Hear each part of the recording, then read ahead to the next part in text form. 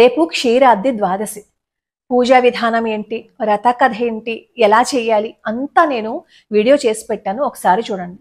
సాధారణంగా క్షీరాబ్ది ద్వాదశి పూజ ఆడవాళ్ళు మాత్రమే చెయ్యాలని అనుకుంటారు, కానీ దంపతులు చేయాలి. దంపతులు కలిసి కూర్చుని చేయాల్సిన పూజ.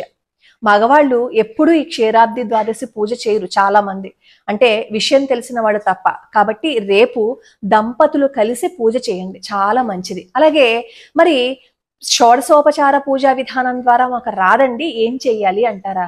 భగవంతుడితో మాట్లాడండి. ఆ తులసి మొక్కలో కృష్ణుడి ఫోటోను, వెంకటేశ్వర స్వామి వారి ఫోటోను, అది మీ ఇష్టం. మీరు ఎవరినైతే అక్కడ ప్రతిష్ఠించుకుంటారో వాళ్ళని అక్కడ ప్రతిష్ఠించుకుని మీరు ఆయనతో మాట్లాడండి. అలా మాట్లాడడమే పూజ అంటే. తర్వాత క్షీరాబ్ది ద్వాదశి వ్రత కథ కూడా నేను చదివి పెట్టాను. మీరు ఒకవేళ వ్రత కథ అయితే మీరు ఆడియో వినొచ్చు, కానీ పూజ మాత్రం నేను ఆ పూజా విధానం కూడా చదివి పెట్టేశాను.